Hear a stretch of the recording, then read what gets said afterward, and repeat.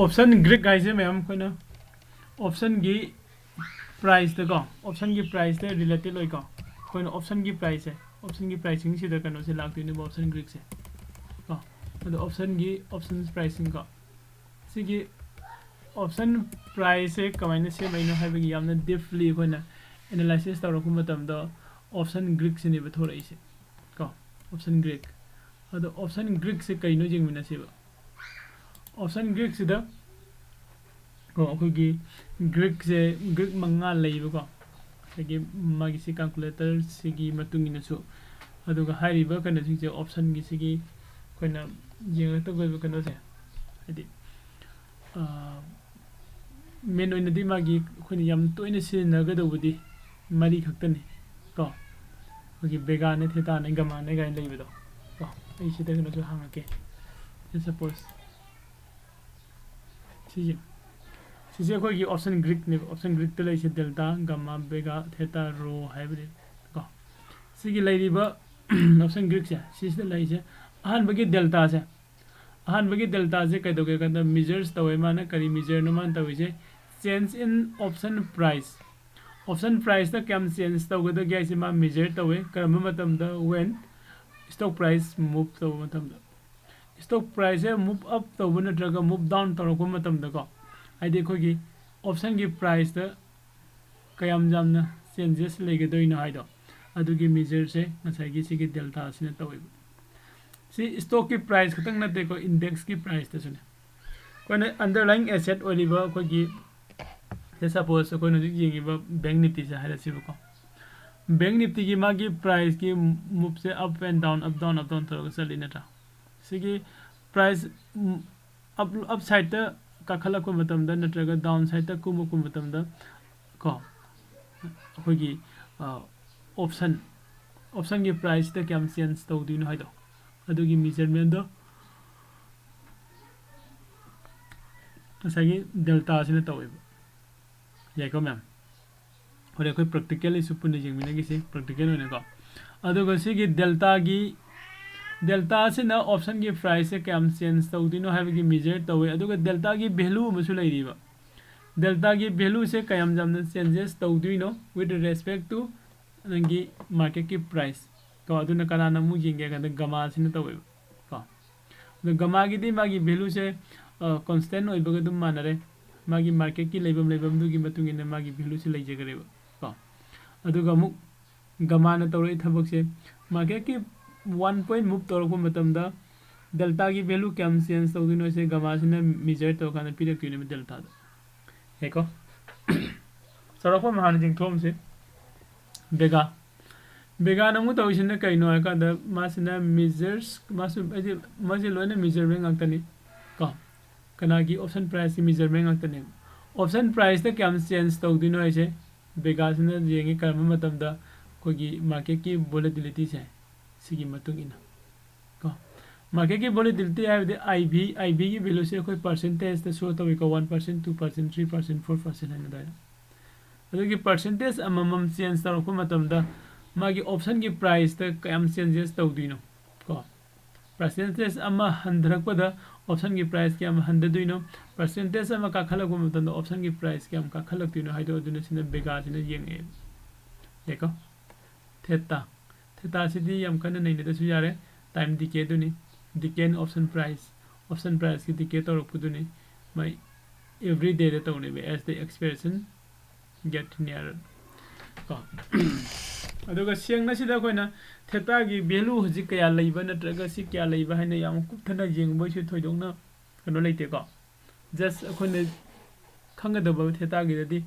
expiry date से नक्सिलागदि तागी value 100 हैबसा SIM खतंग अदुम concept से थंबियो अदा सिगी को मक्स द क्वेश्चन मगा लाउके हाय सिगी थेटा जे डिकी टाइम डिकी दुनि को अदुदा suppose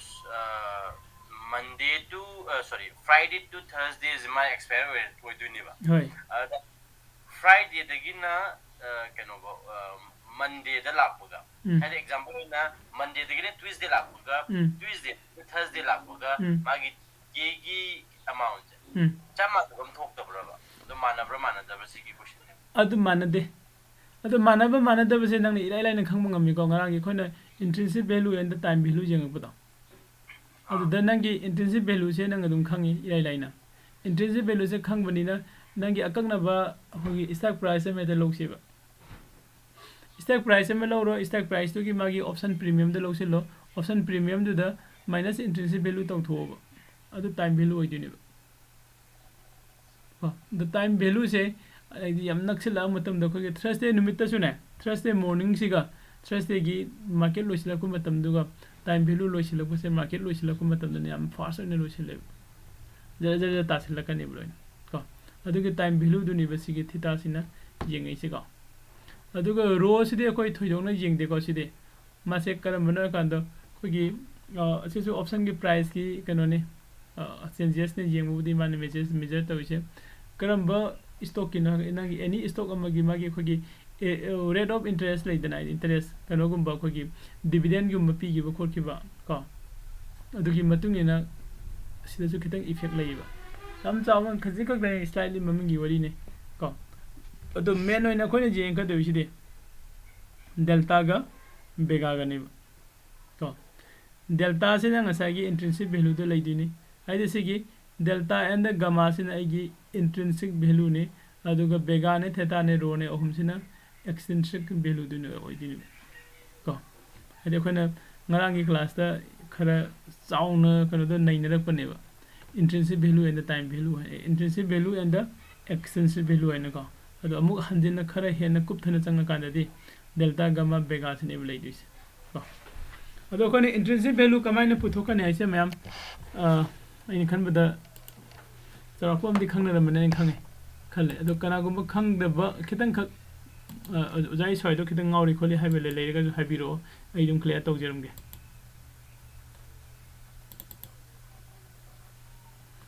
yauri bro ma'am yaudre ka kaza kit pan biramo do okay hai ai ngarang gi class to ifasan ya hautre aduga sir na jo ka recording to thabira khitre adina idi pura khangau do samala oh recording do ina YouTube da upload tawraga share di tawram dara mali YouTube da leibani ko ai dum thara ke friend ai no mi to te samla tan som da ai chukam ngam gi tre phamba ke sikai de ga ai YouTube da yu thara ke aduga khoi gi kano sida si soi dum hara ke ga sarapa mai sum repeat tawronge intrinsic value se kaino hara ga de khoi gi option gi stock price ga aduga kano ga को stock price का market की price के अनि दुगी difference तो नहीं को stock price का market की कनो सी का price अनि दुगी difference ने हाई रिवर difference है को की call option की अदुगा put option की अनि सी की खरा सुखे नहीं बा call option की difference ने कमाई तो गए का अंदर आगे market की price तो दगी minus आगे stock price तो रखा अंदर आगे intrinsic value फंगने को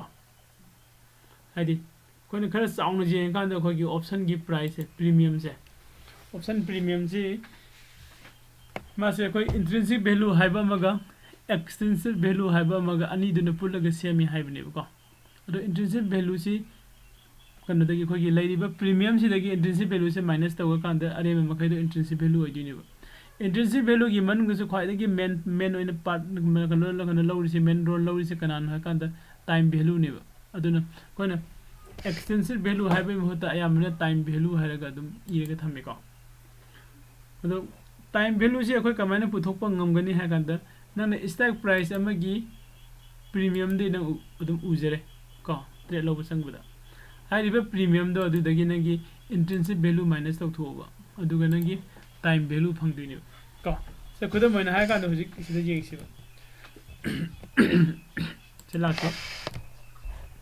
हजि हजि लाइरिबा मार्केट की प्राइस 38200 जौरे को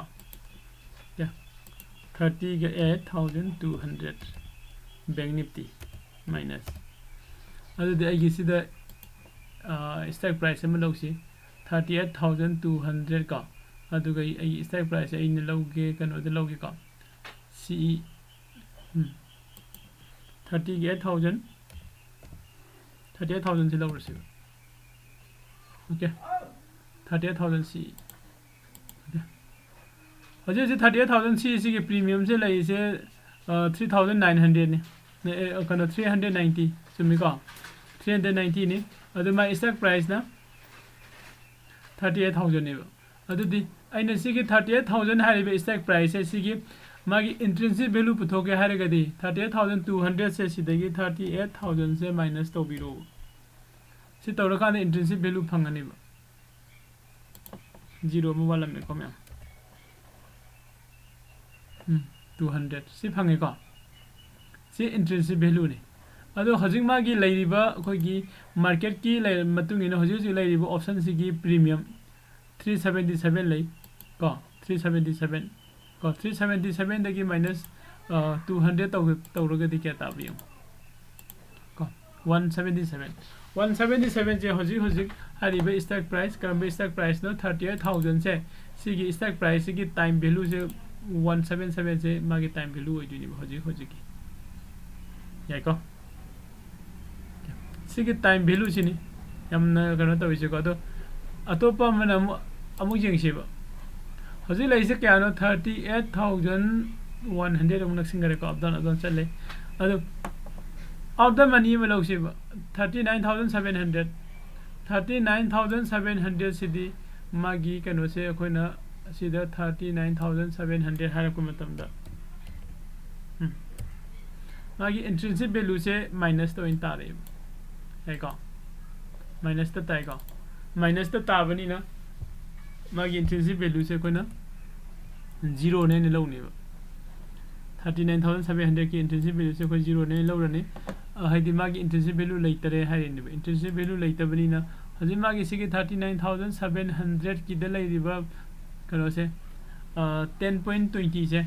si premium se asigi premium se intrinsic value jaw darabani na kana orane ase time value ngak tang orane ko sana koina put ki su jeng bajai put ki jeng kan dana haji lai riba market ki price adu dagi ko gi si se minus to go nangi put ki haji se 39800 hai se ko haji lai riba market ki price se 38200 ne lo rasi ko call ga put ka mana da bada call da di koina 39800 ko haidi stock price dagi koi kano se minus to view stock price dagi minus stock kano kogi market price adu phangai ba value do magi intrinsic value oi dine 1600 intrinsic value oi ko haidi sina 800 oi ba matam da hoji market kya oi bula 200 oi de ko okay kala legera hele hoji lei se 38100 hai ro sab jana jeng ase 38100 hai ga di lei riba magi hoji lei riba kano se the intrinsic value si lakh re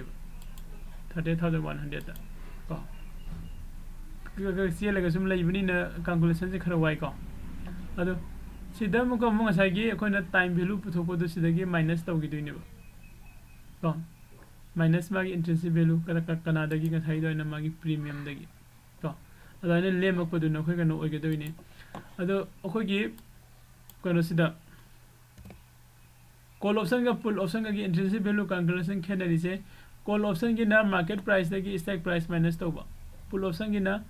stock price da gi market price minus to ba yani ko ado da sigi na habit koi gi magi stringent value puthok pasidi dum keno da market da Zerodha dum put lai rabani na na maru oi da brain khale ai wakhan ene hoji khali jina jiki ngang ujaga nei nagi da ta keno ga data ga delta ga bega gi magi move to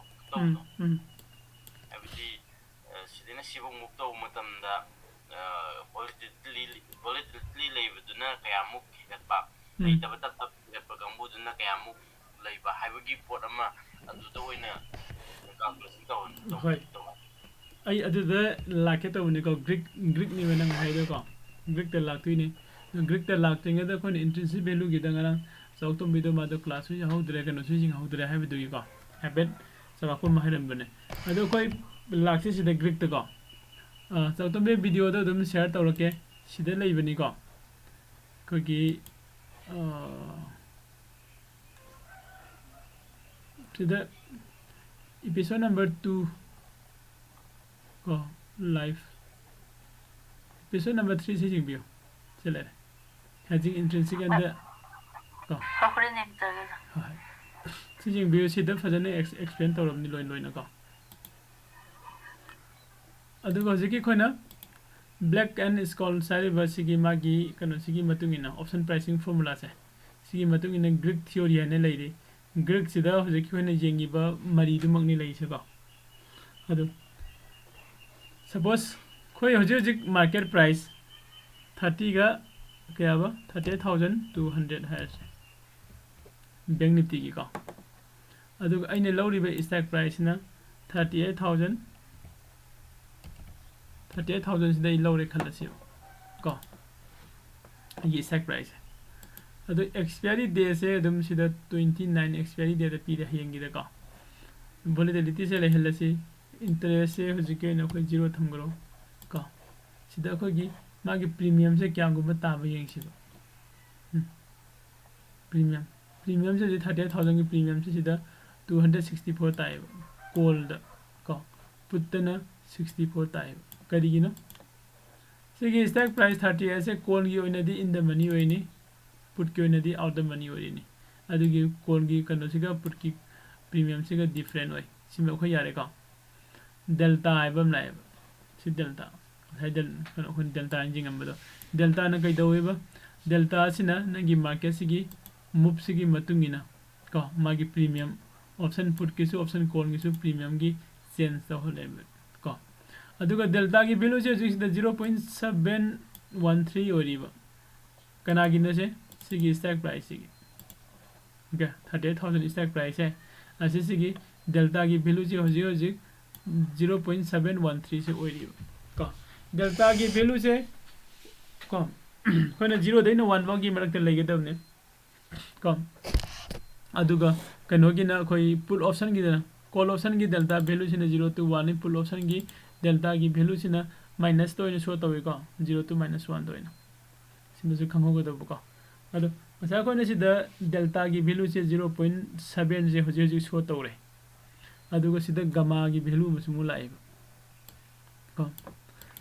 कोई ममांग नहीं देंगी बेटो gamma सिना कहीं दोगा gamma सिना तो रही है market move से की मतुंगी ना delta की value से change तो हो लेगा का मुझे ताऊ का delta सिना मुझे कहीं दोगा delta sina market si move si matungina nangi option gi premium sing sida change yam to dine to pi ko gamma gi value na gamma ne measure to sina si gi pull option gi delta call option gi delta sida market ki movement gi matungina kyam change to dine to pi re aduga mu delta sina mu magi call option gi natraga put option gi matungina sagi changes to kyam pi dino haida adu pi ko hoje ko si gi move se khaji hangalaga natraga handraga jingsi ko sidai oja sida marak ta nam taga asigi put option da keno 0 kari 1 to 0 habra ma hagina 0 to -1 call option gi dana 1 to 0 to +1 okay adugi poche 1 de hinga triba 0 de ne ta ta ji maram jum tum habiro magi adu kano gi predefine ga tane delta gi value ai je 1 dagi chawba ya deba adi magi range to 1 gi marak ta legani beloina ko ado sida aina ngasai gi 200 sina market ki price leading ida ko sida 30 sida lobone adu calculation da si legi bane ntra hoise market se kitang khang mathal na ka khale khala se kaya kahan se 100 point ka hala se kai ko 100 point ka de hana 200 oram bani hoji 300 jawre khala se 300 jaw matam da sigi kon da di stock price kai daro ni in the money amu han osingani na tra put da di si out the money amu han ogerani aduna put ki premium 100 to ni kon ki premium ni hengal ki ni ko yeng se ko aduga sigi khogi delta gi kontra gamma gi aduga call delta sigi singsu sense kam to ke su jingsu yo sense kam to gen sai sida gamma gi value 009 oirami 0009 ko aduga sigi delta gi value 0.71 oirami ko aduga sigi value je pre call gi premium je 200 oirami sisina khari hengalami ko natra mai move sigi matungin adu hojik amukom hello ko aisin noi gyan tanabne hanjin sum lai se 264 da lakibra lai ko sina 40 dagi 64 da mulai ko hojise put se an thamamaga call da hana jingsi ba ya ko call da hana jingsi call gi hoji lai di ba value se kya no adi premium se 260 ga 4 ni are ko aduga to pam na hoje sida move se 50 moves tawge ba mathakta ko mathakta 50 moves se tawre ba 50 moves taw kan 301 jogre ba si kanana pire ino ba price ko kanana pire ino kan sida 50 moves taw bani ko 50 siga sigi delta gi value ga ani se into taw se ba ko into 50 37.9 ko 37.9 ngasai han oiramana kyano sisineba han oirami sina 264.88 sine mai anoba premium do sine haidi delta na mom the premium se increase tawno pi rei se 37.9 sine hai ko 37.9 se sagi khoina sigi points 200 lairambadagi market ki price to 500 se move up toroba matungda haribe stock price gi magi call option gi premium se kaya oigedagi haise hana lairamba premium dagi kaya me hengatuino haibedo sigi delta sina hariba magi henga khariba point masing duga into delta gi unit masing duga into torokana tarapun masing do premium du the plus toxile okay yeah bro ma'am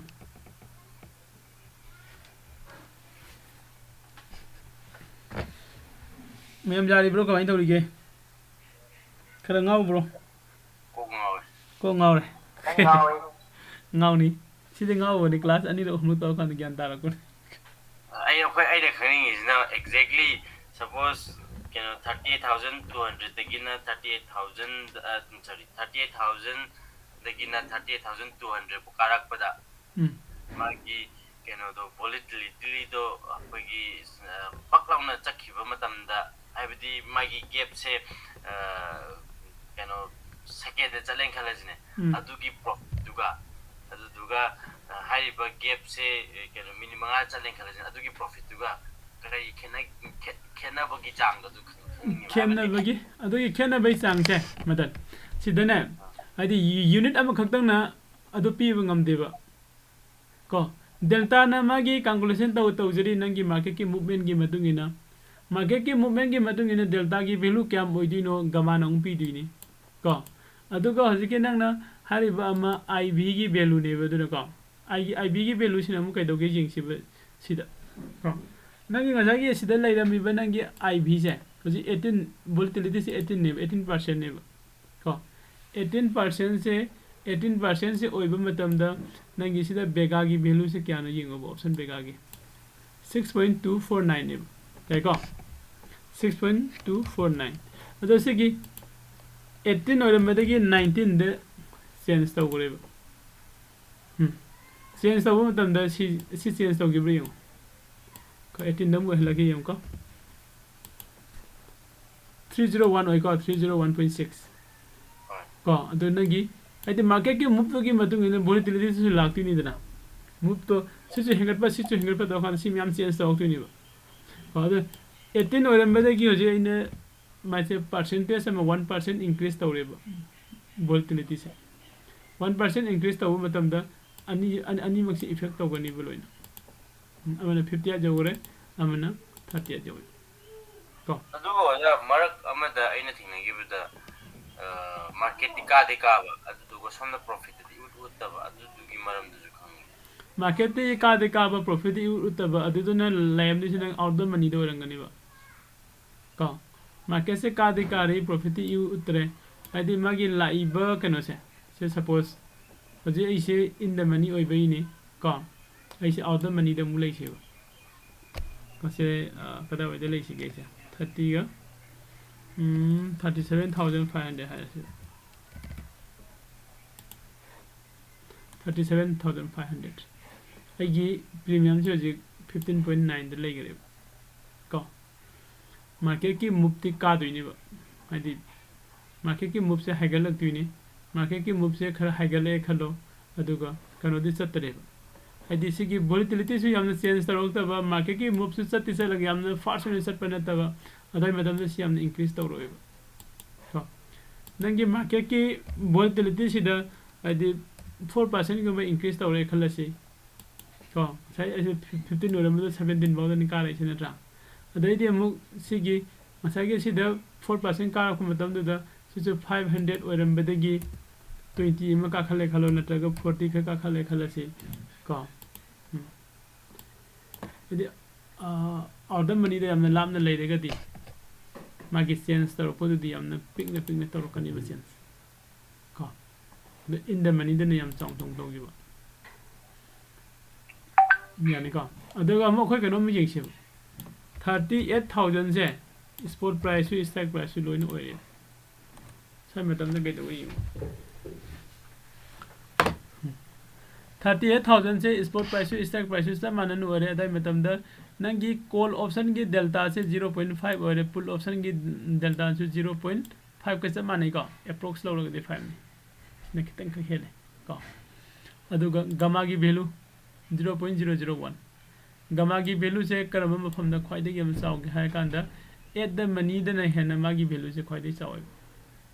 0.11 ꯀꯣ ꯑꯗꯨ at the ꯃꯅꯤꯗꯒꯤ ꯈꯤꯇꯪ ꯈꯛ out ꯗ money ꯊꯣꯛꯂꯛꯑꯦ ꯈꯜꯂꯣꯕ 300 0 ꯑꯍꯨꯝ 8 ꯑꯣꯏꯈꯤꯕ꯭ꯔꯥ ꯍꯟꯗꯛꯀꯤꯀꯣ okay ꯑꯗꯣ ꯑꯁꯤ ꯅꯠꯇꯕ ꯑꯃꯨꯛ ꯏꯟ ꯗ ꯃꯅꯤꯗ ꯑꯃꯨꯛ ꯆꯪꯁꯤꯟꯁꯤꯕ ꯍꯥꯏꯗꯤ 30ꯒ ꯑꯩ ꯃꯔꯛꯇ ꯑꯝꯇ ꯊꯣꯛꯀꯦ ꯁꯣꯝꯗ ꯀ꯭ꯂꯣꯖ ꯑꯃ ꯌꯥꯎꯔꯦ 37,700ꯇ ꯑꯃꯨꯛ ꯂꯥꯛꯑꯦ ꯈꯜꯂꯁꯤ 37,700ꯇ ꯂꯥꯛꯄꯗꯁꯨ ꯃꯥꯒꯤ ꯁꯤ ꯀꯩꯅꯣ ꯒꯃꯥꯒꯤ ꯚꯦꯂꯨꯁꯦ ꯆꯞ ꯃꯥꯟꯅ ꯂꯩꯁꯤꯀꯣ ꯌꯥꯏꯀꯣ ꯃꯌꯥꯝ ꯒꯃꯥꯒꯤ ꯚꯦꯂꯨꯁꯦ ꯀꯔꯝꯕ ꯃꯇꯝꯗ ꯈ꯭ꯋꯥꯏꯗꯒꯤ ꯌꯥꯝꯅ ꯆꯥꯎꯒꯦ ꯍꯥꯏꯔ ꯀꯥꯟꯗ ꯑꯦꯠ ꯗ ꯃꯅꯤꯗꯅ ꯒꯃꯥꯒꯤ ꯚꯦꯂꯨꯁꯦ ꯈ꯭ꯋꯥꯏꯗꯒꯤ ꯕꯤꯒꯦꯁ ꯚꯦꯂꯨꯗꯣ ꯐꯪꯉꯦꯕ ꯀꯣ ꯑꯗꯣ ꯒꯃꯥꯒꯤ ꯚꯦꯂꯨꯁꯤꯅ ꯍꯣꯔꯦꯟ ꯑꯃꯨꯛꯀ ꯑꯃꯨꯛ ꯃꯥꯔꯀꯦꯠꯀꯤ ꯃꯨꯞꯇꯣ ꯍꯧꯖꯤꯛ ꯗꯦꯜꯇꯥꯒꯤ ꯚꯦꯂꯨꯁꯦ ꯀꯣꯜꯒꯤ ꯗꯦꯜꯇꯥ ꯚꯦꯂꯨ ꯌꯦꯡꯁꯤꯀꯣ 502ꯅꯦꯕ 502ꯅꯤ ꯒꯃꯥꯒꯤ ꯚꯦꯂꯨꯅ ꯍꯧꯖꯤꯛ ꯁꯤ ꯑꯣꯏꯔꯤ ꯑꯗꯣ ꯃꯥꯔꯀꯦꯠꯁꯦ ꯁꯤ 502 ꯑꯣꯏꯔꯝꯕꯁꯦ ꯑꯩ ꯁꯤꯗ ꯂꯧꯔꯒ ꯊꯝꯒꯦ ꯍꯣꯔꯦꯟ ꯑꯩꯈꯣꯏ ꯈꯪꯅꯕꯒꯤ 502 ꯑꯗꯨꯒ ꯑꯃꯨꯛ ꯃꯥꯔꯀꯦꯠꯁꯤꯅ ꯃꯨꯞ ꯇꯧꯔꯛꯑꯦ ꯀꯣ 100 ꯄꯣꯏꯟꯠꯁꯦ ꯃꯨꯞ ꯇꯧꯔꯦ ꯈꯜꯂꯁꯦꯕ ꯃꯊꯛꯇ 100 ꯄꯣꯏꯟꯠꯁꯦ ꯃꯊꯛꯇ ꯃꯨꯞ ꯇꯧꯔꯛꯄ ꯃꯇꯝꯗ ꯒꯃꯥꯒꯤ ꯚꯦꯂꯨꯗꯣ ꯀꯌꯥ ꯑꯣꯏꯈꯔꯦ 6.04 ꯑꯣꯏꯈꯔꯦꯕ ꯀꯩꯅꯣꯒꯤ ꯑꯩꯈꯣꯏꯒꯤ ꯗꯦꯜꯇꯥꯒꯤ ꯚꯦꯂꯨꯁꯦ ꯀꯣ ꯗꯦꯜꯇꯥꯒꯤ ꯚꯦꯂꯨꯁꯦ 6.04 ꯑꯣꯏꯈꯔे ꯍꯥꯏꯔꯤꯕ 6.04ꯁꯦ ꯀꯃꯥꯏꯅ ꯂꯥꯛꯈ꯭ꯔꯤꯅꯣ ꯍꯥꯏꯗꯣ ꯀꯃꯥꯏꯅ ꯍꯦꯟꯒꯠꯂꯛꯏꯅꯣ ꯌꯦꯡꯁꯤꯕꯀꯣ ꯁꯤ ꯒꯃꯥ ꯚꯦꯂꯨꯗꯨꯒ ꯉꯁꯥꯏꯒꯤ ꯏꯟꯀ꯭ꯔꯤꯖ ꯇꯧꯔꯛꯏꯕ 100ꯇꯨꯒ ꯀꯣ this into 100 0.1ꯁꯦ ꯀꯣ ꯒꯃꯥꯅ ꯃꯅꯗ ꯗꯦꯜꯇꯥꯗ ꯄꯤꯔꯛꯑꯦꯕ ꯅꯪꯒꯤ ꯏꯟꯀ꯭ꯔꯤꯃꯦꯟꯗꯣ ꯁꯤ ꯑꯣꯏꯒꯗꯕꯅꯦ ꯑꯗꯨꯅ ꯉꯁꯥꯏꯒꯤ ꯍꯥꯟꯅ ꯃꯃꯥꯡꯗ ꯑꯣꯏꯔꯝꯕ ꯑꯩꯈꯣꯏꯒꯤ ꯗꯦꯜꯇꯥꯒꯤ ꯚꯦꯂꯨ 0.501 ꯑꯣꯏꯔꯝꯕꯗꯣ ꯑꯗꯨ ꯍꯧꯖꯤꯛ ꯁꯤꯃ ꯍꯥꯞꯆꯤꯜꯂꯀꯥꯟꯗꯗꯤ ꯀꯌꯥ ꯇꯥꯔꯦ 0.602 ꯇꯥꯔꯦ ꯀꯣ ꯌꯥꯅꯤꯀꯣ ꯃꯌꯥꯝ ꯁꯨꯃꯥꯏꯅ ꯇꯧꯔꯒ ꯑꯩꯈꯣꯏꯅ ꯗꯦꯜꯇꯥꯒꯤ ꯚꯦꯂꯨ ꯀꯌꯥꯝ ꯆꯦꯟꯖ ꯇꯧꯒꯗꯒꯦ ꯍꯥꯏꯕꯁꯦ ꯒꯃꯥꯅ ꯃꯤꯖꯔ ꯇꯧꯔꯒ ꯄꯤꯔꯛꯑꯦ ꯗꯦꯜꯇꯥꯁꯤꯅ ꯑꯃꯨꯛ ꯑꯩꯈꯣꯏꯒꯤ ꯑꯣꯞꯁꯟꯒꯤ ꯄ꯭ꯔꯥꯏꯁꯇ ꯃꯥꯔꯀꯦꯠꯀꯤ ꯃꯨꯞꯃꯦꯟꯒꯤ ꯃꯇꯨꯡ ꯏꯟꯅ ꯑꯣꯞꯁꯟꯒꯤ ꯄ꯭ꯔꯤꯃꯤꯌꯝꯁꯦ ꯀꯌꯥꯝ ꯆꯦꯟꯖ ꯇꯧꯒꯗꯒꯦ ꯍꯥꯏꯁꯦ ꯗꯦꯜꯇꯥꯅ ꯑꯃꯨꯛ ꯃꯤꯖꯔ ꯇꯧꯔꯒ ꯄꯤꯕ ꯀꯣꯜ ꯑꯣꯞꯁꯟꯗꯁꯨ ꯐꯨꯜ ꯑꯣꯞꯁꯟꯗꯁꯨ ꯑꯗꯨꯒ ꯑꯇꯣꯞꯄ ꯑꯃꯅ मार्केट मोमेंटम यामना फास्ट ओइन चटपा स्लो ओइन चटपा अदुगी मतुंग इने जे कांदा मागी वोलेटिलिटी हाइबा म लेजरीबको वोलेटिलिटी से कोई मागी 1% चेंज तरोको मतमदा आइदि मागी स्टॉक प्राइस फिटिंगी मागी वोलेटिलिटी से लेजरीबदु को दसिदा मागी 1% चेंज तरोको मतमदा मागी सिगी यूनिट अमसे पुल अप नंगी कनो सिदा प्लस तो सिंगनेबा कॉल ऑप्शन दसो पुल ऑप्शन दसो ꯑꯗꯣ ꯁꯤꯒꯤ IB ꯒꯤ ꯚꯦꯂꯨꯁꯤꯗꯤ ꯑꯩꯈꯣꯏ ꯀꯗꯥꯏꯗ ꯎꯒꯦ ꯍꯥꯏꯔꯒꯗꯤ ꯑꯣꯞꯁꯟ ꯆꯦꯟ ꯑꯦꯅꯥꯂꯥꯏꯁꯤꯁꯇ ꯑꯩꯈꯣꯏꯅ ꯆꯪꯉꯕ ꯃꯇꯨꯡꯗ ꯑꯗꯨꯗ ꯑꯩꯈꯣꯏꯒꯤ IB ꯌꯥꯎꯔꯤꯕ ꯀꯣ ꯑꯗꯨ IB ꯒꯤ ꯚꯦꯂꯨꯁꯦ ꯑꯩꯈꯣꯏ ꯄꯔꯁꯦꯟꯇꯦꯖꯇ ꯁꯣ ꯇꯧꯔꯝꯒꯅꯤ ꯀꯣ ꯄꯔꯁꯦꯟꯇꯦꯖꯇ ꯁꯣ ꯇꯧꯔꯝꯒꯅꯤ ꯍꯥꯏꯔꯤꯕ ꯄꯔꯁꯦꯟꯇꯦꯖꯇ ꯁꯣ ꯇꯧꯔꯤꯕ IB ꯒꯤ ꯚꯦꯂꯨꯁꯦ 1% ꯈꯛ increase ꯇꯧꯔꯛꯄ ꯃꯇꯝꯗ ꯅꯠꯇ꯭ꯔꯒ 1% ꯈꯛꯇ move and down move up and move down ꯇꯧꯕ ꯃꯇꯝꯗ मागी IB की वैल्यू पीरिबा यूनिट तो अदु प्लस माइनस सर्किने ओके कोई कैलकुलेशन तौरगसु अमुसु जिंगमिनसी सिदा नतबदसु अदु मरक सिदा कनागुंबा क्वेश्चन हंगनिंगबा यावरिब्रा को गाउनब्रो मैम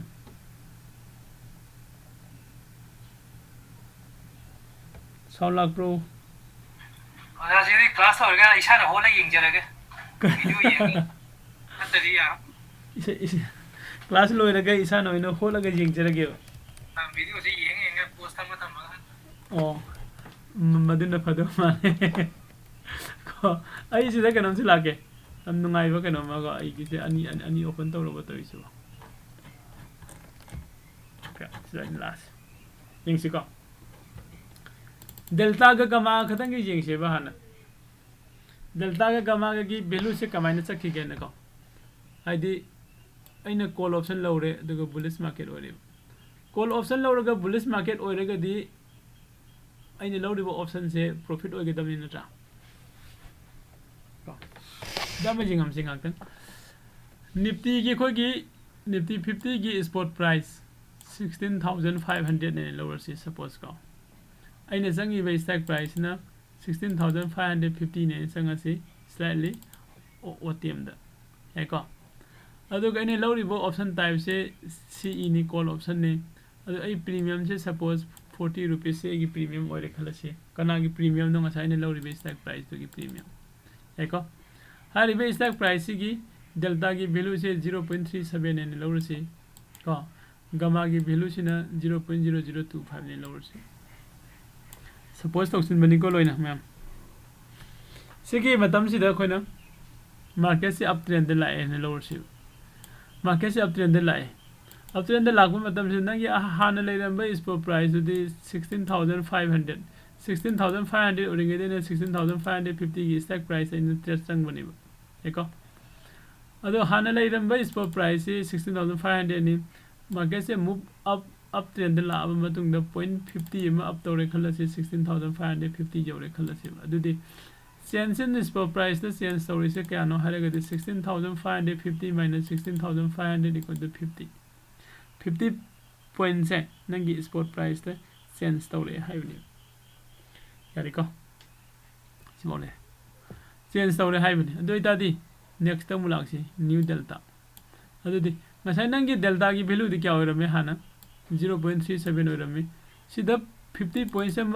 चेंज लाखपनि न डेल्टा की वैल्यू कया ओइदिनो आइसि जेंगसि को change in delta value by गमा गमा की मतुंग इन नंगी डेल्टा की वैल्यू से कम चेंज तौदुनो हाय कांदा 50 into गमा की वैल्यू से का होय 0.0025 ने अदि इक्वल टू 0.125 से गमा सिना अदि कैलकुलेशन तौर कांदा होरेन डेल्टा की वैल्यू कम चेंज तो गया है तो पी यूनिवर्सिटी वैल्यू से पी को हाइदि मार्केट की मूव तो गरीबा पॉइंट दो को अदुगा इनटू नंगी गमा की वैल्यू सिगा मल्टीप्लिकेशन तौर कांदा फंगाइबा वैल्यू से डेल्टा द चेंज तो दिबा वैल्यू दो यूनिव को सो कोगी न्यू डेल्टा की वैल्यू से क्या हो रहा है हानबो कोगी ऑल डेटा वैल्यू से 0.37 नि 37 नि प्लस नौना मार्केट की मूवमेंट की मतुंगिना चेंज तौरइबा कोगी डेल्टा की वैल्यू 0.125 को अनि से पुनसिलागदि क्या तारे 0.495 को हाइबदि मसागी डेल्टा की वैल्यू 0.37 ओरमी करब मतमदा मार्केट ना 16500 ओरिंगैदा को अदु मार्केट से जो मूव अप तौरे कदाइदा 16550 दा हाइदि पॉइंट जंखै से मथक का हक खरेब को सिकारब मतम मागी ओइगदो डेल्टा की वैल्यू से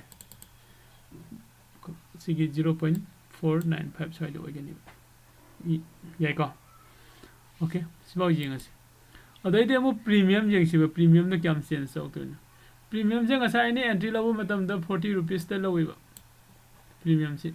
hariba si strike price si market kala de leading da 16500 ta leading da ko 40000 de lowi premium se hoje premium क्याम चेंज तौगा da gena du su calculation tau thoje new premium ki calculation sin change in premium se equal to delta se ga into change in spot price हजिक अनौबा खोगी delta value हाना क्या ओरमे 0.37 delta की value ओरिंगेदा खोगी प्रीमियम से क्या फंगंबा 40 ओरमे हजिक खोगी डेल्टा की वैल्यू क्या लाखरबा अनौबा 0.095 को 0.495 को into change in spot price ता क्या चेंज ओरिबा चेंज इन प्राइस से लेले को 50 नि अदुदी 0.495 हाइरिबा खोगी अनौबा डेल्टा की वैल्यू सिगा into market price spot price से क्या चेंज तौबा है प्लस रा माइनस रा दुगा माइनस प्लस ओबनिना प्लस थंबिदे को अनि से इनटू तौर का क्या प्लस तो खन क्या तारे इनटू तौर का 24.75 तो आइदे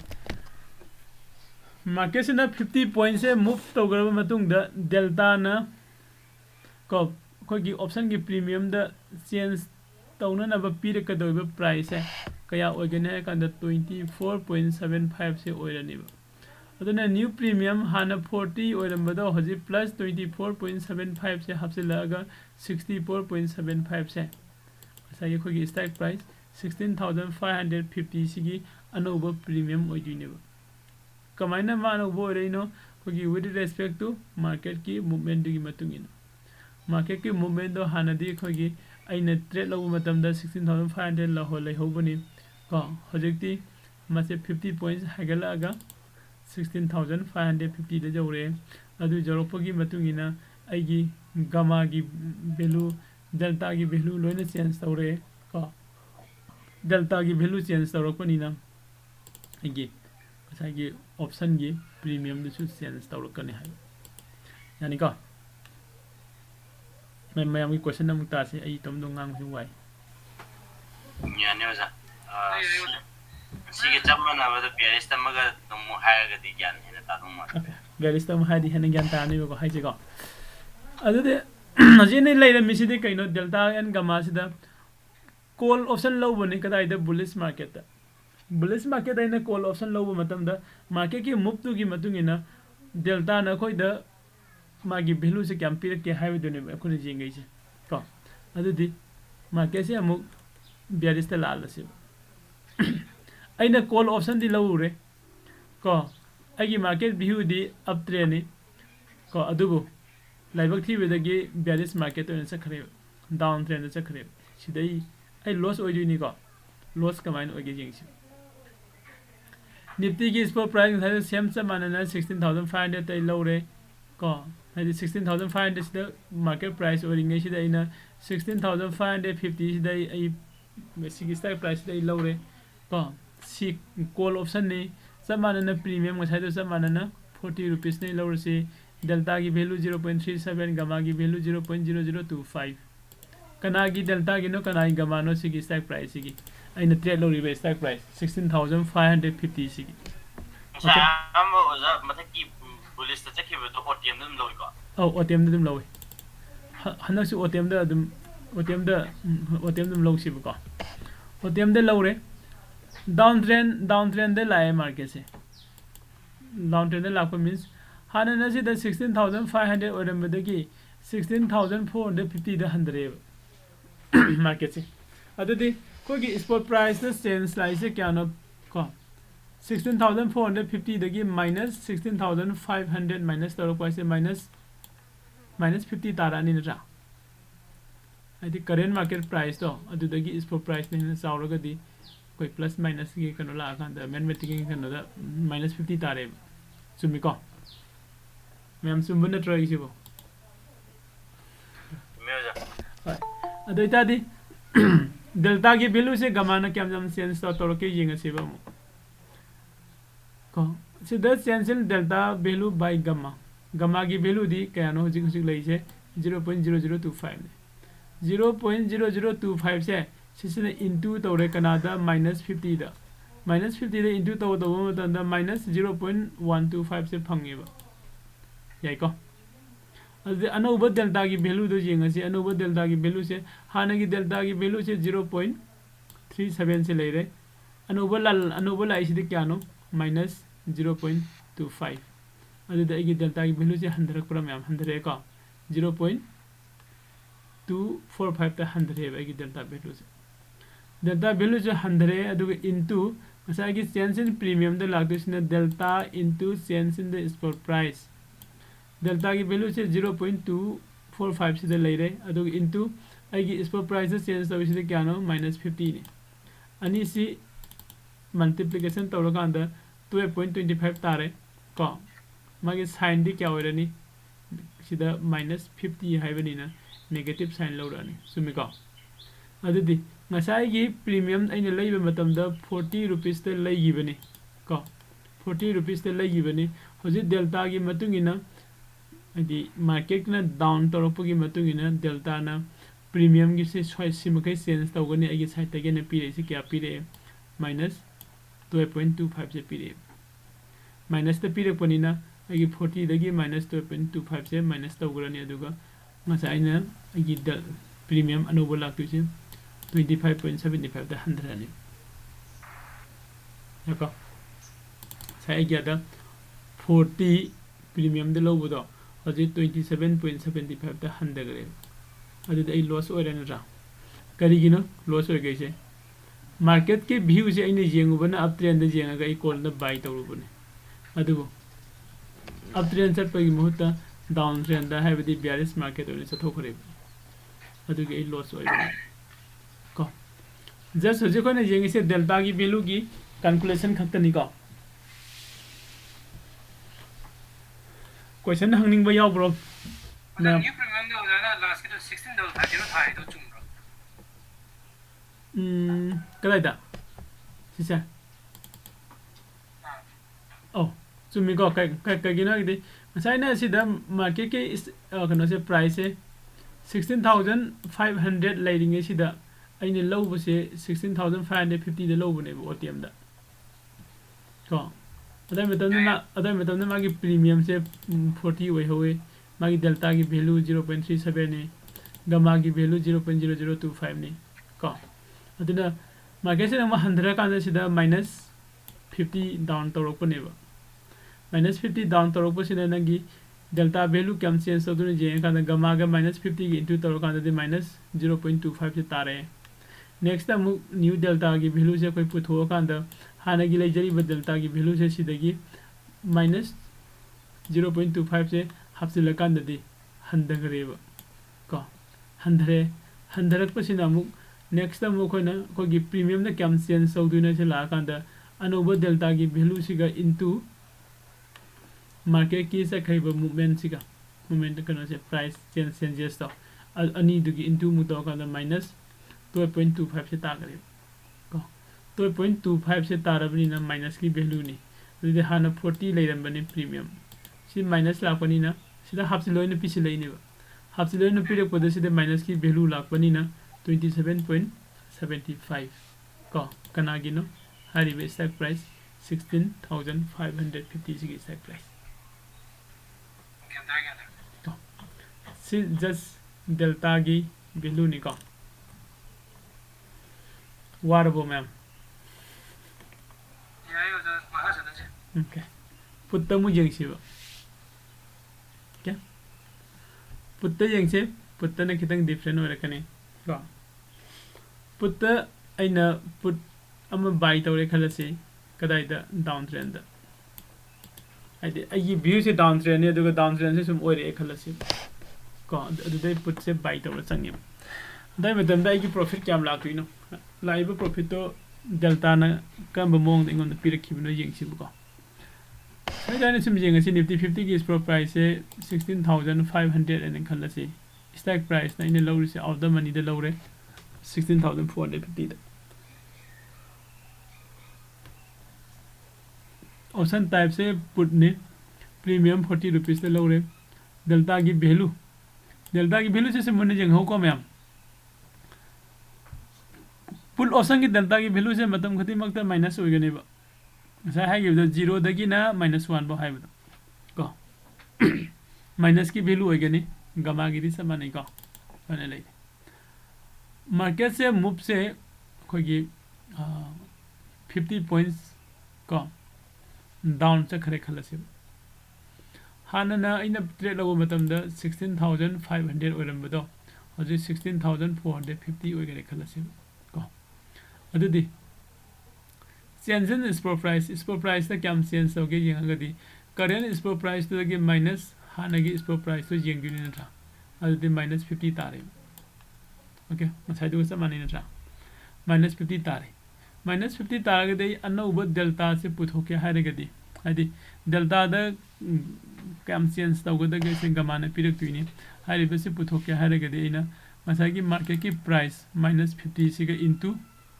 gamma की वैल्यू तो इंटू तो कांदा -0.125 से फंगे को अदु न्यू डेल्टा वैल्यू हाना कोई डेल्टा की वैल्यू क्या नो 0.37 ने अनोबा क्या लाखवा -0.2125 ने माइनस दे कोई प्लस तवे नत्रा माइनस से प्लस तवे दुना -0.45 से कोई की डेल्टा की अनोबा डेल्टा की वैल्यू ओय कदोइनी ओके अदु द चेंज इन प्रीमियम द कैम चेंज तो किनो सु जिंगसी delta into change in spot price को स्पॉट प्राइस द चेंज तो इदुगा डेल्टा गा अनि से इनटू तो रखांदा मल्टीप्लिकेशन तो रखांदा खोगी अनोबा हेंगल का दौरिबा कन द प्रीमियम द फंगदुनिबा को अदु हजे खोगी डेल्टा की वैल्यू क्या नो -0.495 इनटू मार्केट के चेंजेस क्या नो -50 अनि से इनटू तौरे 24 into 75 तारे को मागे साइन दे करी वरने माइनस ने से सु माइनस दे प्लस तागने है को दोतादी सिदा लाइव वैल्यू से को सिदा लाइव वैल्यू से कोगी प्लस दे लाखरे को ओके अदु न्यू प्रीमियम मसाय को न चंग मतम द 40 रुपीस द लगी अनोब लाइव प्रीमियम द चेंज तौगदबने हन डेल्टा न पीरेब वैल्यू 24.75 सी प्लस तौसिलकांद 64.75 से मसाय कोगी स्टॉक प्राइस इन लोगिबा 16.45 लोगिबा स्टॉक प्राइस तुगी मागी प्रीमियम ओरने बनोब अदु इन 40 द लोबने होजे 64.75 जौरे आई प्रॉफिट क्या नो आई प्रॉफिट सी होइदिने 2.75 से कना न पीरेपनो डेल्टा न पीरेपा वैल्यू ने नंगी सेंस तो गदमने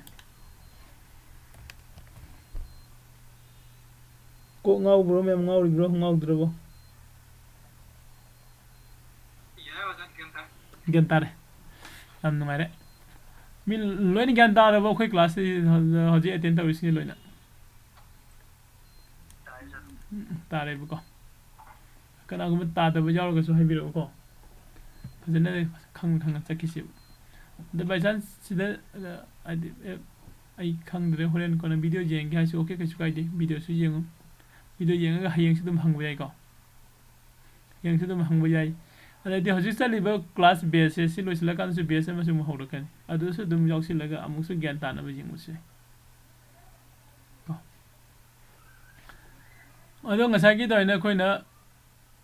put se aine market ki view si di down trend ne adu aine lai de ba matung da market se up trend sa khare ko bullish market sa khare adu dai loss oi bam thoktra loss oi ni ka loss kamaina oge jinga si sidana mokone loss oi dise kamaina na ga de gi nifty 50 ki hoji hoji lai ba spot price 16500 ka strike price 16450 option type premium ka aduga kogi option type se put haibani ko put option premium na 40 rupees te lawre delta की value gamma की value में शायद मैंने same ले रखा है market की price है मथक लोम ना कितंग अब तक का खरेब इन्हें पामने डाउन द लाख पाम बने तो मथक लोम ना है खरेब पॉइंट क्या है खरे 50 पॉइंट्स है खरेब को 50 पॉइंट्स है चेंज इन इस पर प्राइस है खान द करेंट मार्केट प्राइस माइनस हानगी अइना मार्केट एंट्री लव मतमदा लेहोबा मार्केट प्राइस दुगा माइनस तो कांदा 50 पॉइंट्स फंगी को अदुदी न्यू डेल्टा वैल्यू पुथोरको मतमदा change in delta by gamma 50 into this equal to 0.125 से फंगे गामा ना पीरे इबा अनोबा डेल्टा की वैल्यू से आइदि गामा से ना है मार्केट से मूव से मतुंग इना 0.125 से नंगी हाना लेरंबा वैल्यू दुदा हापसिल्लु हाइना पिरकपने को पिरे अदु डेल्टा ने लौसिले अदुगा मागी अनोबा वैल्यू से कैलकुलेशन तब मतमदा डेल्टा की वैल्यू से दी हाना दी मागी माइनस ते लेजबने माइनस ते लेदि अनोबा लाइबा वैल्यू से ने कइनो प्लस ते लाइ अदुदि माइनस प्लस ती माइनस तौरे अदुगा 0.245 ते डिक्रीज तौगले को फ्रॉम 0. सिदगी को साइन तौर अदु डेल्टा की वैल्यू से हंदगरे अदु चेंज इन प्रीमियम दा कयाम चेंज तौगे हाइबसे खोय मुकमु जेंगसे को delta into change in spot price है से लाइ डेल्टा की वैल्यू क्या नो माइनस 0.245 को अदुगा प्लस